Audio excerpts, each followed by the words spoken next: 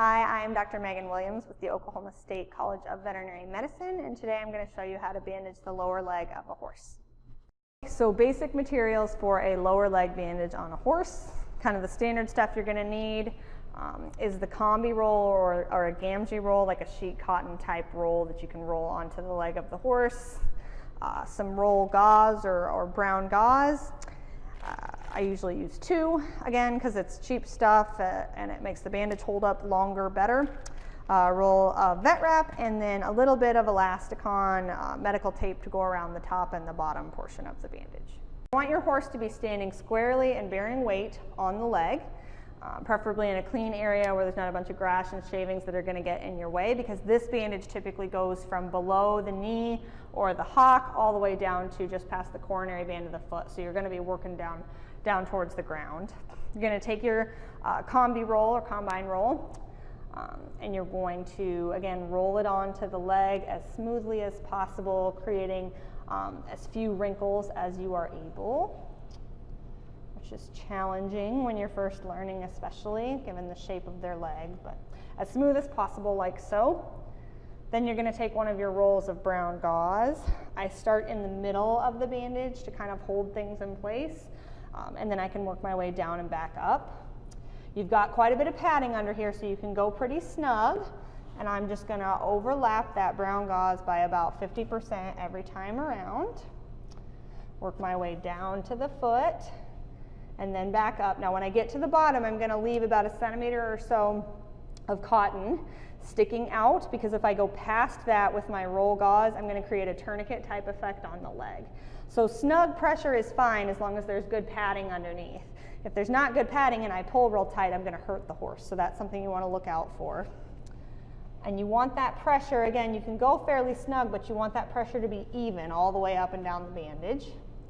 Again, overlap by about 50% every time you come around.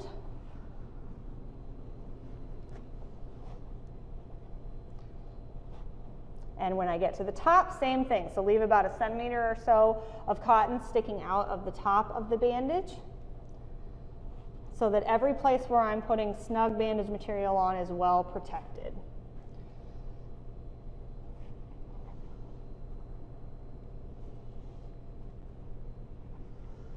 Get my second roll of gauze, pick up where I left off, and just keep working my way down and back up. Notice everything looks nice and smooth. There's not a bunch of puckers or areas where it looks like it's real tight in one spot and real loose in another spot. It's just snug and smooth the whole way up and down the leg.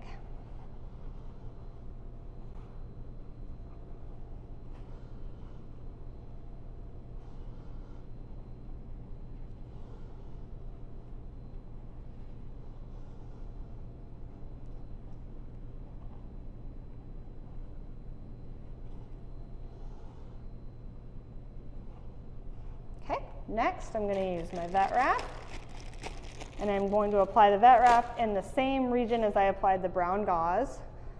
So again, leave a little bit of cotton sticking out at the top and the bottom. Vet wrap, again, can be pretty snug.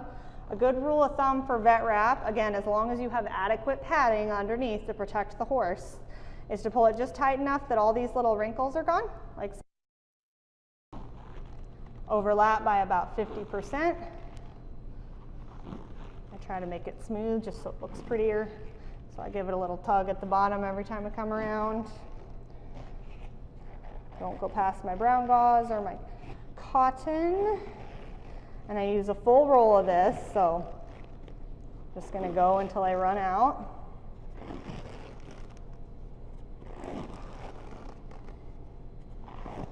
Okay, so that's the basic bandage. The last step is just to keep like cotton or shavings and things from getting inside of the cotton, or dirt, mud, things from getting in underneath. Do you have the bandage scissors?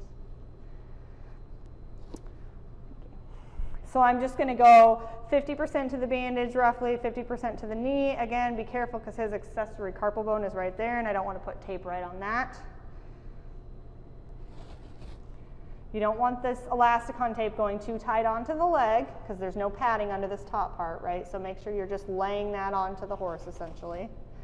So I can pull it out like that, but then I want to kind of back up and make sure that that part is loose.